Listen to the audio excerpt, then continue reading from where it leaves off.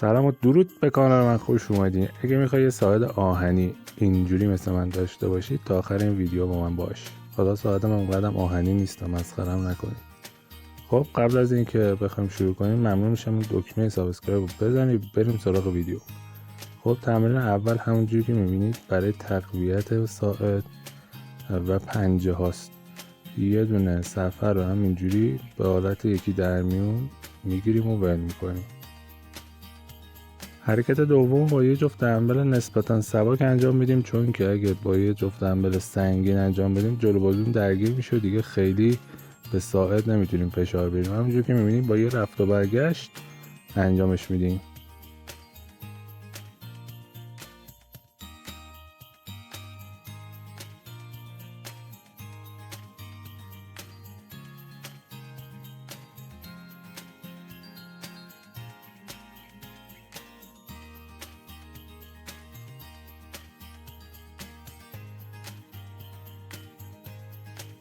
حرکت سوم همونجور که میبینید با دمبل حالت چپ و راست انجام میدیم. فقط حواستون باشه که این کار رو خیلی با سرعت انجام ندید، چون ممکنه به مچ فشار بیاد. قشنگ از آرنج خم میشه دست و چپ و راست.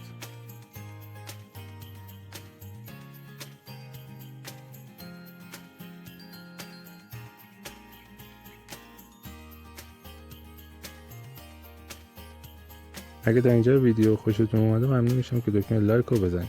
خب همون حرکت بعدی رو که میبینید یک صفحه رو با دو تا دست به صورت بالا و پایین انجام میدیم. همون اینم مثل حرکت قبلی باید خیلی آروم و با تمرکز زده بشه.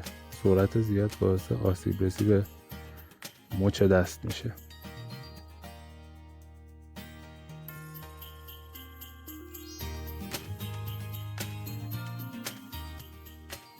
حرکت بعدی بیشتر پنجه و قسمت داخلی ساعد درگیره. همونجوری که میبینید یه دونه دمبل رو به صورت باز و بسته انگار که دستم میخواد بیفته دوباره بگیریمش انجام میدیم.